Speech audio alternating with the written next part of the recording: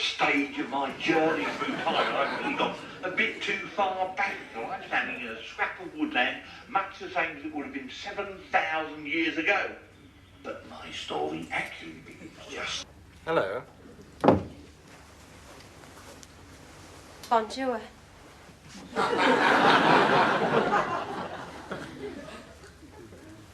My name's Chantal. Mm-hmm. I'm your new French mistress. Yeah.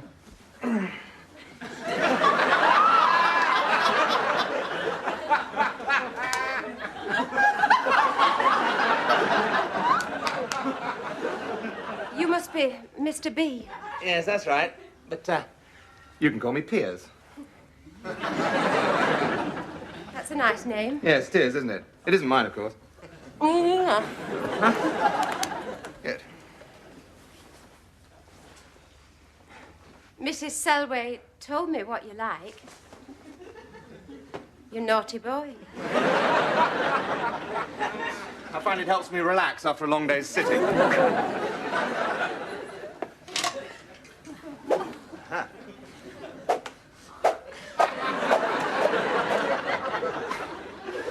this seems like a nice whippy one.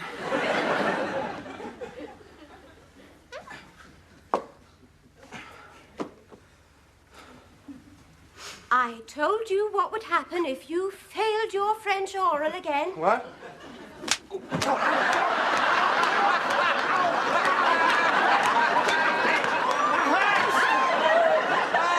supposed to hurt. You wicked boy. Stupid swallow! I'm not a masochist, I'm a sadist. I pay to be here.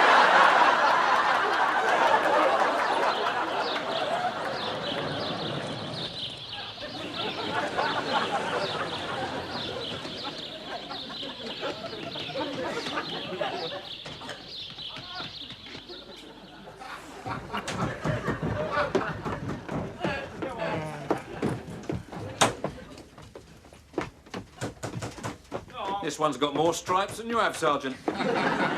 All right, pervert, downstairs, now! I shouldn't be here at all. I'm from the good flute guy. There's just been a terrible mix-up at the office. What goddamn bore these interruptions are. Takes me long enough to get my engine warmed up to start with. It must be pretty clapped out if the bodywork's anything to go by. Dear, oh dear, oh dear. Cyril, I didn't know you were a member here, old boy. Oh, yes, the girls are so fragrant. I've been coming here for years. So to speak. Congratulations, by the way, on your knighthood, old boy. Well, strictly between Freemasons. I knew I was onto a K, provided the jury found that randy little politician not guilty on the curb-crawling charge. Was he guilty? No, as a matter of fact, he wasn't. He happened to be in here at the time. I saw him. Hello. A star, isn't it? Not necessarily, no. Yes, of course it is. You did jolly well with that private member's bill. Arming the police. Oh, I'm most terribly sorry, gentlemen. Inspector Radford here is new, and apparently no one has explained our special relationship with the local force. If you are implying, madam, that there is some nod and wink deal in operation between my Nick and your bawdy house... Well, of course there is. It's been that way for years. You realise I could do you for that? I expect she'd probably give you a discount. All right, sleaze bags, names and addresses. The Right Honourable Sir Cyril Havisham Armstrong, Court of Appeal. Daisy, come here. This is Major General Ralph Munro MacDonald, KCMG, KCVO, DSO, Ministry of Defence. If you think I'm wasting ink writing down this crap... All right, let's have your real name. Of course. Piers Fletcher Dervish, MP, House of Commons. I'm warning you! No. Before you go any further, Inspector, let me show you this. My warrant card. Commander Stapleton, Vice Squad. That'll do nicely, sir. All right, lads, there seems to have been a bit of a cock-up here. Extraordinary facility you have for the telling phrase, Inspector. You just come with me, Inspector, and let's see what I can do for you. Thank you, madam.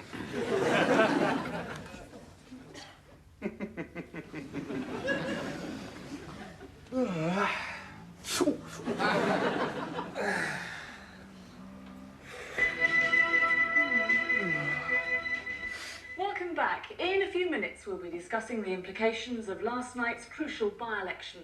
In the studio, we'll be talking to MP Bob Crippen and Alan Bastard, MP. But first, it's cut to... Oh, shit!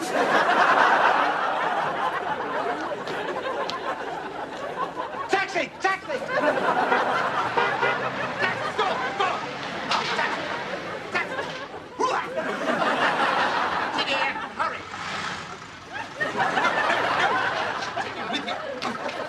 Take me with you, please.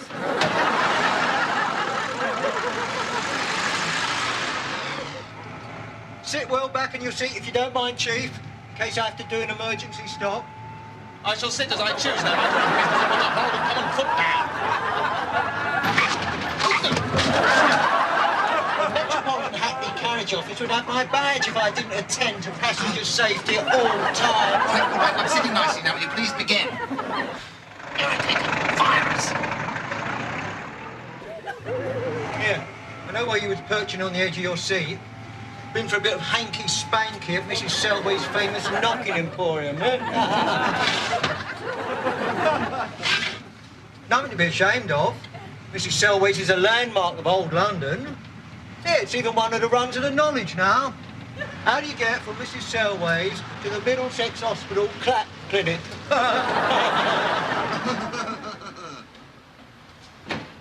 Oi! I didn't expect a tip! What about my fare?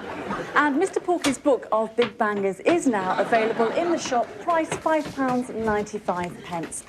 The time is 7:20 and you're watching Good Morning Britain from TVAM, and a very good morning to you. My name is Jane Eyre. Who won the by-election? What by-election?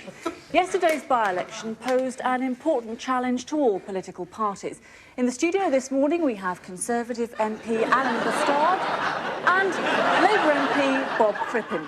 Well, Mr Bastard, all the pundits said that this by-election in a key Tory marginal would be an important hurdle for the government. Were you surprised by the result? No, not really, Jane, no. Were you surprised, Bob? Surprised? I was completely gobsmacked. It was a bolt out of the blue. Oh, yes, that's right. It was a bolt out of the blue, but a predictable bolt out of the blue. That's why I wasn't surprised. But to get down to specifics... Yes, Jane, but I really think that the British people are fed up after this long year of more politics. Why don't we get on to the real issues? I mean, how is Anne Diamond's lovely little baby? Hang on.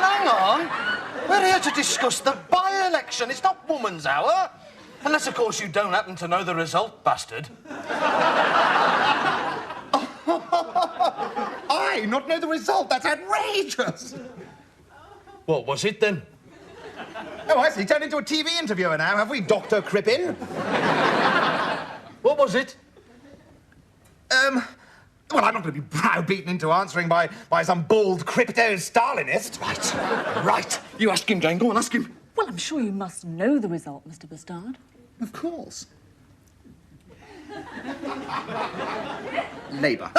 Came second and we held the seat. I mean, it was a foregone conclusion, really. Actually, it was a surprise victory for the SDP. Oh, solid! Oh, that's right. Get me up early in the morning. Get me up early in the morning and ask me trick questions, why don't you? Now I know how Dennis Healey felt.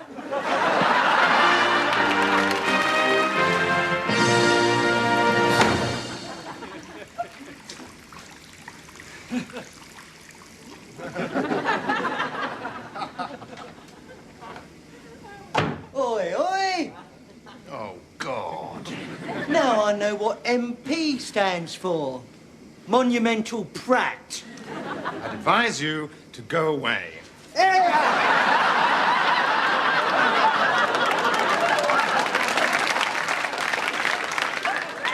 You are a nasty little... Heightist! I had to hang about. You didn't pay your fare. So I come in and I watch you on the second reception. Worth £3.50 of anybody's money. So the ride's on me. Blimey, I almost feel sorry for you when she finds out about this morning. Shut up! Fancy not even knowing the result. I'd have told you if you'd asked me nicely.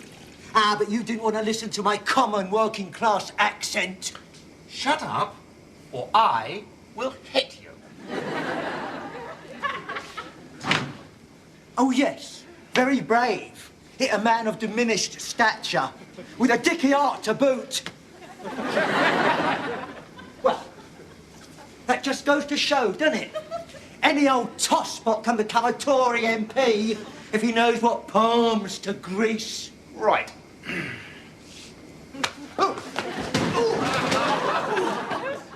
Well, come on, get up and make a fight of it. Come on, get up, you little bastard, get up! Please.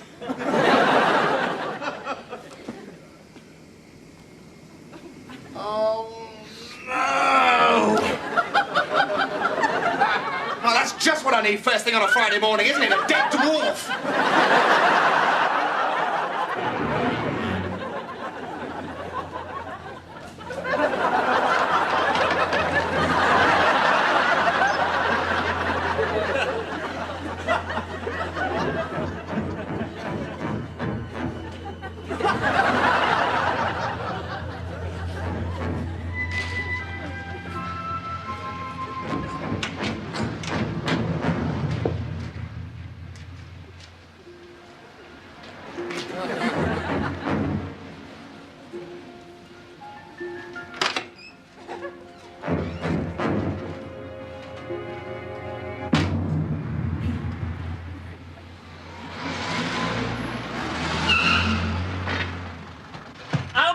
Fred Hasco, pleased to meet you.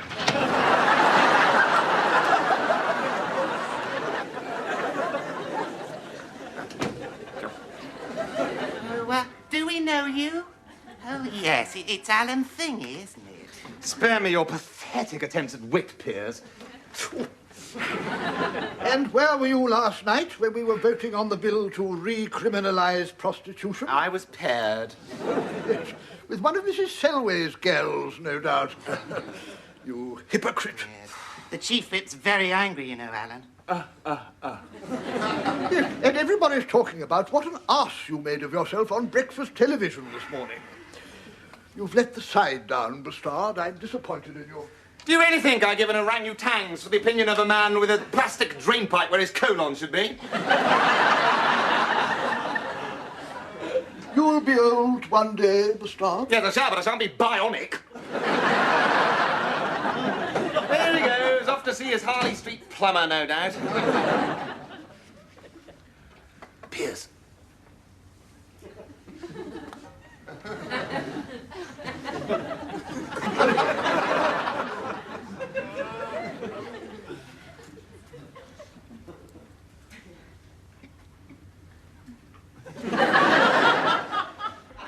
Piers, I wonder if you could do me a little favour.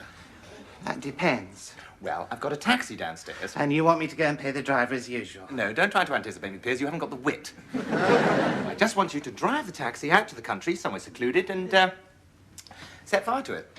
Why? Well, it's a very old taxi, and really, I don't need it anymore. Here are the keys. Thanks. No, I don't want to. What? Why not? Give me one good reason. Well, taxis aren't biodegradable, and it'll upset the wildlife. Oh, poor little bunny bunnies. Well, you sit down there then, Piers. No, you sit down. I'll go off all on my own into the middle of the country and set fire to the taxi for you, shall I? God.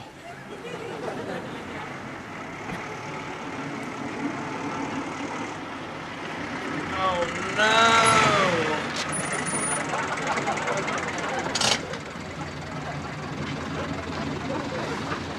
Yes, officer? Dulwich. Dulwich.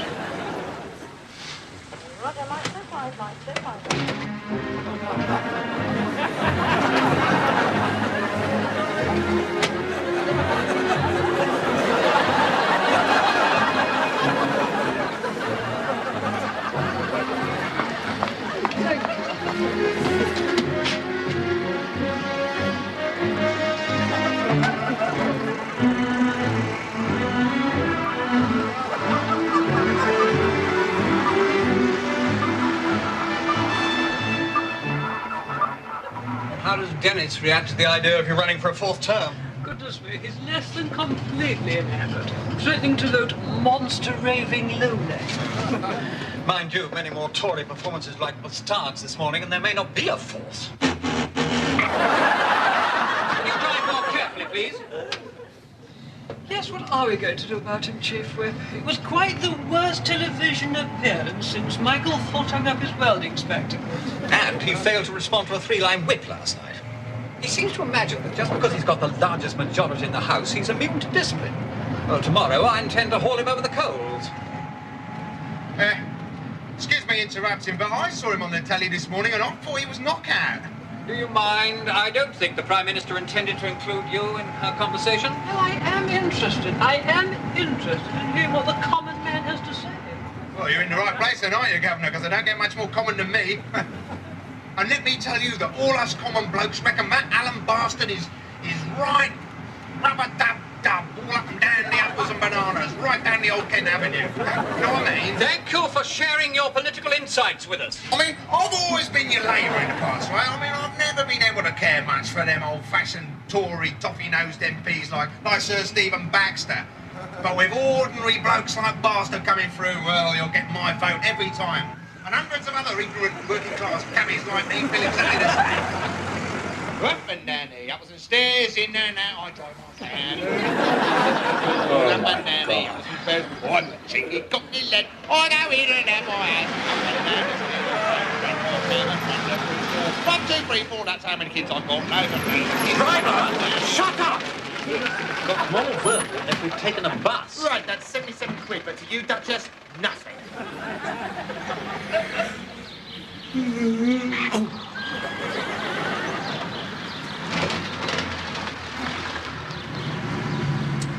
There must be somewhere around here a chap can set fire to a taxi.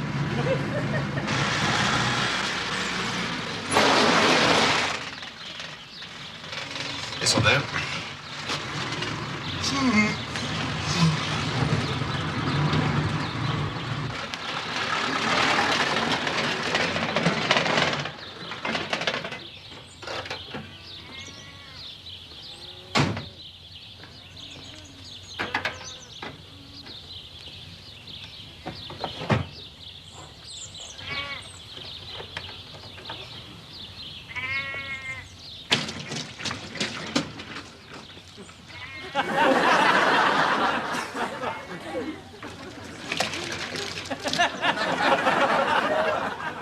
Morning. You so hate having a dirty bonnet.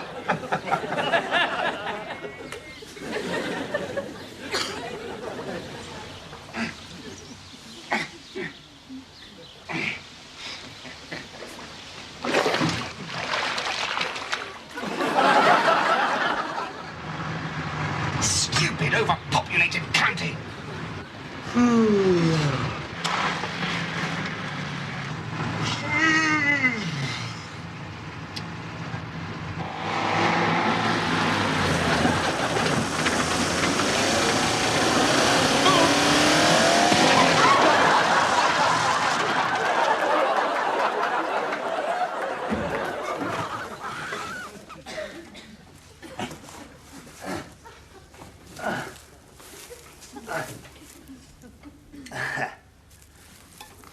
Perfect.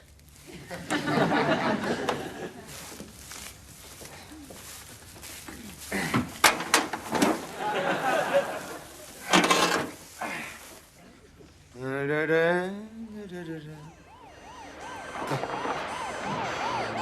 that tune too.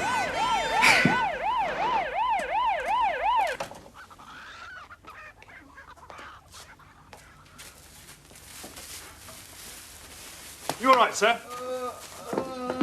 Hey, this one's coming round. Hello, officer.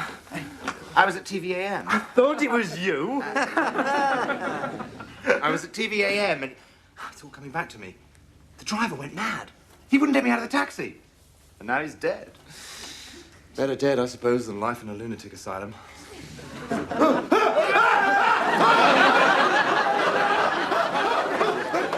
maniac!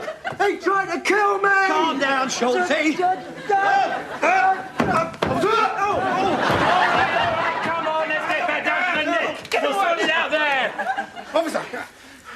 nothing to sort out.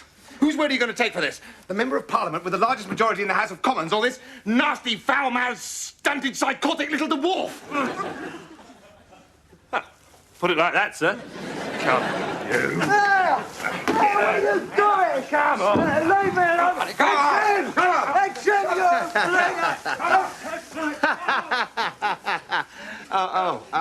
Now, sir, if you'd like to come with us, we'll take you to Basildon General. Get that wound dressed. You don't think I'm going to set foot inside an NHS hospital after 10 years of government cutbacks, do you? Take me to Harley Street.